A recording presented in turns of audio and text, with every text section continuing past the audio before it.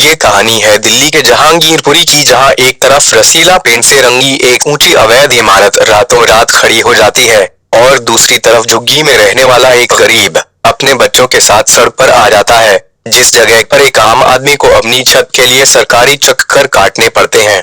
वहीं उसी गली में रसीला पेंट बिल्डिंग जैसे ढांचे रात 2 बजे तक खड़े कर दिए जाते हैं, बिना किसी रुकावट, बिना किसी डर के। अब सवाल ये है कि एमसीडी कहाँ है, एमएलए कहाँ है, और सबसे बड़ा सवाल कानून कहाँ है।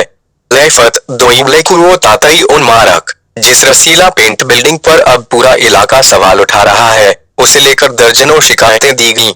एमसीडी की आंखें बंद हैं, प्रशासन चुप है और सिस्टम नदारद है। क्यों? क्योंकि बिल्डिंग किसी आम आदमी की नहीं, बल्कि राजनीतिक संबंधों और बिल्डर नेता गठजोड़ की देन है। इस बिल्डिंग का नाम अब सिर्फ एक रंग की पहचान नहीं, बल्कि दिल्ली में सिस्टम की सड़ांध की पहचान बन चुकी है। रात के 2 बजे बिल्डिंग का निर्माण होता है। ठेकेदार, मजदूर, सीमेंट, सरिया सब एक्टिव होते हैं।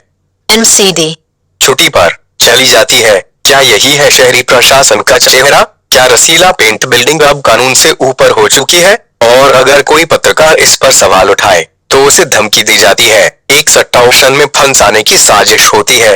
वहीं पास की बस्ती में जब एक गरीब की झोपड़ी में खाना बन रहा होता है तो अगली सुबह उसका आशियाना मलबा बन चुका होता है। किसका कानून है ये? क्या संविधान अब वोट मांगने तक सीमित हो चुका है? अब जनता पूछ रही है, क्यों एक बिल्डर की रसीला पेंट बिल्डिंग पर एक भी नोटिस नहीं जाता? क्यों रात के अंधेरे में सरकारी चुप्पी और बिल्डर की हिम्मत सबसे ऊंची हो जाती है? क्यों झुग्गी तोड़ने के लिए पूरी फोर्स आती है, लेकिन रसीला पेंट बिल्डिंग पर कार्रवाई करने से सब कांपते हैं? ये इमारत सिर्फ सीमेंट से नहीं बनी, ये बनी है चुप्पी से, मिलीभगत से और प्रशासनिक मिलीभगत से। और अगर अब भी इस पर कोई कार्यवाही नहीं होती तो ये एक बिल्डिंग नहीं, एक नजीर बनेगी कि दिल्ली में कानून सिर्फ गरीब के लिए है। दिल्ली की जनता पूछ रही है, क्या कानून अब बिक चुका है? एमसीडी अब नोटों की गुलाम बन चुकी है और इस बिल्डिंग के पीछे जो नाम है वो भी सामने आएंगे, चाहे वो पूर्व विधायक हो, अफसर हो या बिल्डर हो। अब हर ईंट का हिसाब देना होगा। ये इमारत सिर्फ सीमेंट से नहीं बनी, ये बनी है चुप्पी से, मिलीभगत से और प्रशासनिक मिलीभगत से।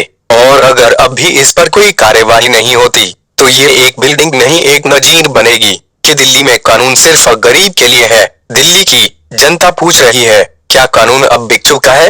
एमसीडी अब नोटों की गुलाम बन चुकी है। ये इमारत सिर्फ सीमेंट से नहीं बनी, ये बनी है चुप्पी से, मिलीभगत से और प्रशासनिक मिलीभगत से।